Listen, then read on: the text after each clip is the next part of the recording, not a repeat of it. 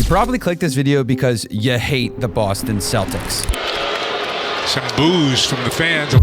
Or you know somebody who does. I trust my work. You know, people doubt you, people comment, but you just got to come out and be the best version of you. But why do so many of us hate the Boston Celtics? Is it because of fans like this? Kyrie, get up! Show up, buddy! Market Basket's hiring! Kyrie!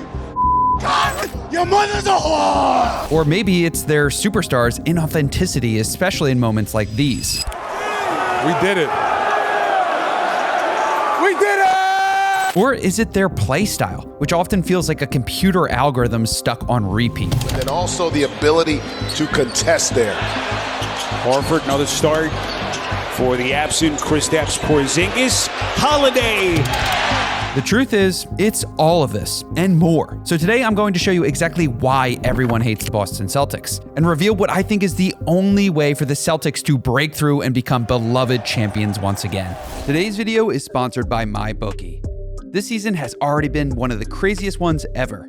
LaMelo Ball is playing street ball in the NBA, Victor Wembanyama is posting 5x5 stat lines like they're cake, and Nikola Jokic is playing like he's Wilt Chamberlain. And if you're like me, you're not here to just watch, you're going to bet on it. With MyBookie, you're in control of all the action. We're talking live odds on every LaMelo 3, every time Wemby goes off for another double-double, and every crazy momentum swing when Jokic is on or off the court. Right now, MyBookie is giving all new customers a 50% deposit match up to $1,000, plus a $10 casino chip with my code HenryHoops. That's more bankroll to back up your picks, whether it's NBA or college hoops. Now, I personally think Nikola Jokic is a lock for MVP this season. So getting him at positive odds is insane. But what do you think? Can Shea, Giannis, or even Luka catch him? Oh yeah, don't forget, MyBookie Bet Builder lets you get creative with player props and SGP, so you can strike the right combo to maximize your payout. And remember to take advantage of daily bet boosts and risk-free offer every Thursday. Just click the link in the description to get a 50% deposit match up to $1,000 when you use my code HenryHoops. Bet anything, anytime, anywhere with MyBookie. There are three main reasons people hate the Boston Celtics. So let's start with the most obvious one. The fans. Boston is one of the most polarizing sports cities in the world. Whether it's baseball, football, or basketball with the Celtics, this city has a history of domination, and their fans make sure everyone knows it. The fans act like they're the ones wearing the jerseys. They attack other great players and conveniently forget that most of their NBA championships came at a very different time. When Bill Russell won those 8 consecutive championships in a row, that was in the late 1950s and early 1960s, when the league had less than 10 teams, in a time where the level of competition was at an all-time low. 5-10, and there's only 8 teams, and you're playing against the white folks, right? Sure, winning is in Boston's DNA, there's no doubt about that. But that success comes with a level of arrogance that rubs people the wrong way. We've seen that arrogance boil over onto the court. Back-to-back long-distance threes and a 5-point lead for the Warriors. Celtics call timeout. LeBron James has openly called the Celtics fans racist. Because they racist as that's why. Draymond Green and Kyrie Irving and countless others have shared similar stories too. Multiple former Celtics and current players have spoken out about the fan base's toxic behavior. In 2019, a Celtics fan received a 2-year ban for directing a racial slur at DeMarcus Cousins. In 2021, a fan was arrested for throwing a water bottle at Kyrie Irving as he left the court. You're going to see the toss right there. It just misses Kyrie. For rival fans or just casuals, that reputation is impossible to ignore, and it bleeds into the way they see this team itself. But here's the thing, you can hate the city, you can hate the fans, but that doesn't explain why this Celtics team is so disliked. I mean, Larry Bird and the Celtics were a dynasty everyone respected, even if you disliked their fans. The KG and Paul Pierce era was respected too, even if you find some of their hot takes annoying today. Then remember the Isaiah Thomas Celtics? We all loved IT tearing up the league back in 2016. Thomas on the drive, pull-up jumper. So why is this team so different? Well, it's got to be their current players. Let's talk about the face of the franchises, Jason Tatum and Jaylen Brown. These two started their career as one of the most likable young stars in the league. Jason Tatum was dunking on LeBron as a rookie. Tatum drives down and throws it down! Wow! Brown was the definition of a hardworking, super intelligent underdog. Fans love them. But somewhere along the way, things changed. As Tatum and Brown improved, fans started taking their greatness for granted. A 30-point game from Tatum barely gets a reaction now because it's what we expect. And when players reach that level, the focus shifts from their game to their personalities. And that's where the Celtics stars lose people. Jason Tatum is soft-spoken and stoic when it comes to NBA superstars. But with the spotlight on him in the NBA playoffs, we saw another side. In 2022, he sent a text to Kobe's old number reading, "I got you," before Game 7 of the Eastern Conference Finals. Then, after they won, he shared it or someone leaked it to social media. NBA fans felt this homage was forced, calling it, quote, unnecessary, and another calling it, "This is so weird and phony." And an entire Reddit thread went off taking this whole thing as a joke, with people writing, "I texted Zion, and then I went to Golden Corral." Then, in the 2024 finals, we saw the same inauthenticity taken to another level. His post-game interview after winning his first championship felt like he was copying KG's iconic "anything is possible" moment. Anything's possible. Anything's possible! We did it. We did it! His champagne celebration with Jaylen Brown felt like a direct copy of Steph Curry's "what they gon' say now" moment back in 2022. What are they gonna say now? What are they gonna say now?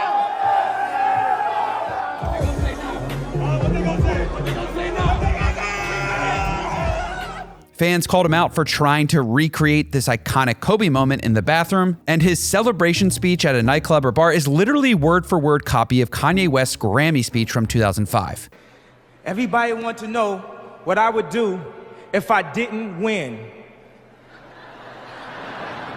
I guess we'll never know. Everybody will wonder what would happen if we didn't win.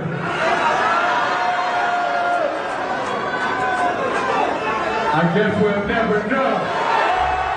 People gravitate towards others who are 100% themselves. That's why fans love Anthony Edwards. And we also don't mind if there's a callback from a great moment from time to time. But we hate copycats. We've seen it before in fashion or music and social media, and it's no different in sports. So Jason Tatum's celebrations or speeches or social media posts all added to the perception that he's trying too hard to be someone he's not. Jaylen Brown, he's got his own issues too. That infamous quote about him winning 5 rings by the time he's 28 lacked humility or connection with reality, and it made fans roll their eyes. 6 years, I'm gonna go ahead and say 5 or 6. Go ahead and say that. So you win in the championship every year from here? I don't want to jinx myself. You already did. You already said it. And every time the Celtics fell short, people start bringing it up again, calling him delusional. In 2023, we saw the rise of Jaylen Brown's "can't go left" memes, which all started because he signed a 5-year, $300 million contract, bringing a ton of scrutiny to his game. His handle is weak. He can't go left. He's inefficient. These are all fair criticisms. But remember, he's not your average NBA player. He's an elite two-way athlete.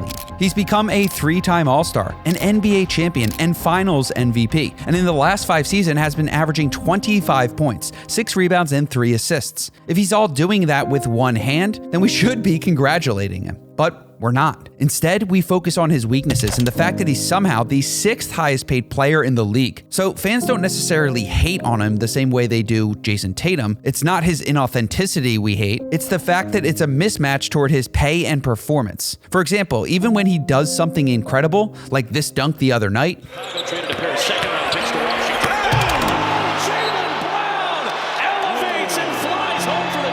fans got on the internet to nitpick his celebration instead of appreciating the play. Bleacher Report reposted the video with one comment reading, quote, "Selly doesn't even match the celebration, laugh my ass off." I mean, just listen to these announcers hating on Brown as he sinks 5 3-pointers in a row to start the game. For 3, good. Come on. Career lows so far this season for Jaylen Brown. Jaylen Brown is not shot the ball great from outside here. He knocks down that. You look at his shot chart, Michael. It is not good. It's not a green shot chart at all. And of course, we can't forget that the U.S. Olympics team notoriously left Jaylen Brown off their squad while taking 2 of his Celtics teammates. There's a whole rabbit hole we could go down to figure out why. And now Jaylen Brown is coming out and saying this. If I have to sign to Nike to increase my likelihood to play USA basketball, I'll pass. Now, there's a lot of ifs in that scenario, but you get the point. So the fans are bad. The superstars are a mixed bag of inauthenticity, some fair criticism, and maybe delusion. But what about the rest of the team? Because if there's one thing everyone agrees on, it's that the Celtics are really, really good. This season, they have the number 8th ranked defense in the league and the number 3 ranked offense. Drew Holiday is probably the league's most respected defender. Derek White is elite on both sides of the ball and puts his body on the line to win. And players like Peyton Pritchard are extremely fun to watch. This dude will cross you up. Peyton Pritchard can change that, but he drives and scores. Hit a smooth mid-range jumper. Up by 21 with under 5 to play, where Peyton Pritchard's doing. Or pull up well beyond the arc like he's Stephen Curry. Just like Peyton Pritchard there, the Celtics have made 9 double. Pritchard, bullseye. Pritchard is currently taking 8 threes per game and making 43% of them. So what's the issue? Well, the team is boring. Boston's entire offense is built around one thing: three-pointers. Last season, they led the league in attempts, averaging 42 per game. This year, they've upped it to 50. That's more than half of their shots coming from deep. Remember, we've been complaining about three-pointers ruining the NBA for years, and now the Celtics have taken it to a whole other level. The next closest team are the Chicago Bulls with 43 attempts. And then the Golden State Warriors, who have Stephen Curry and revolutionized the league by shooting three-pointers, and they're shooting 42. Sure, I get it. It's statistically efficient to shoot threes over twos, but it's also the way that they take them that is predictable and boring. When Steph Curry shoots a three, it's a spectacle. He's sprinting around screens, pulling up from the logo, or turning around to the crowd before the ball even hits the rim. With Boston, drive, kick, swing, shoot. Drive, kick, swing, shoot. Drive, kick, swing, shoot. Oh my God. Make a layup, dog. Oh my, make a layup. You ever want to shoot a layup?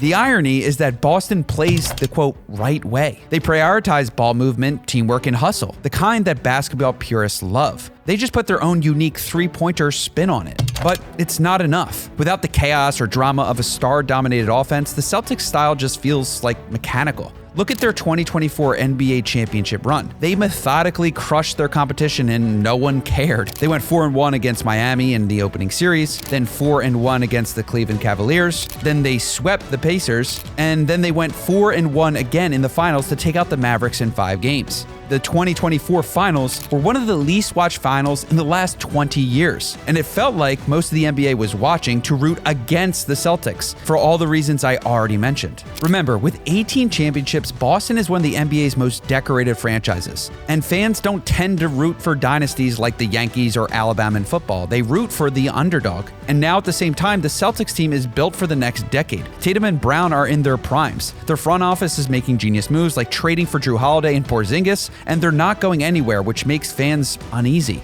But here's something I want you to think about. What does your opinion of the Celtics say about you? The Celtics are doing everything they're supposed to do. Individually, the players are growing, developing their skills, learning leadership, and putting the team above themselves. As a unit, they show camaraderie, loyalty, and commitment to the greater good. They have a history of winning, and for the foreseeable future will be a dominant NBA franchise. If you dislike them, or you even feel apathetic, maybe it's an opportunity for you to look inward. Do you have an issue with authority figures who seem to do everything quote-unquote right? Do you find yourself nitpicking their success or labeling them as boring because they follow the rules? If you don't celebrate their achievements, is it possible you also struggle to celebrate aspects of your own success or those around you? I'm not saying I have the answers, but it's worth reflecting on. Like, as I was making this piece, I knew I disliked aspects of the Boston Celtics, but I couldn't really put my finger on it. And then I realized I just have problems with those aspects in myself. Hating a team like the Boston Celtics, who objectively embody what we say we want in sports, might reveal something about your relationship with power, authority, or even your own goals. I don't know. What do you think? Let me know in the comments. So, can the Celtics ever shake this reputation, or are they stuck as the NBA's most hated team? Well, there's some history of this, because LeBron was the biggest villain in the NBA when he joined Miami. But years of greatness and winning championships eventually earned his respect back. Kevin Durant faced even more criticism when he joined Golden State, but now fans marvel at his talent and scoring ability. For Boston, the key is simple. keep winning. If Tatum and Brown lead this team to multiple championships and play at an all-time high, the hate will fade because greatness has a way of silencing the critics. But what do you think? What are the reasons you hate the Boston Celtics, if I didn't mention them? And if you enjoyed this video, please let me know by subscribing or commenting or ticking on the notification bell. Now, if you want to work on your own mentality, I started creating a program called the Champions Blueprint, a program designed to take you from wasted potential to peak performance in 30 days. You can start by taking the free mental toughness test. Not only will you instantly see where you rank, you'll get 3 tips to unlock your peak performance today, plus a confidence meditation. Try it yourself by clicking the link in the comments below. Peace.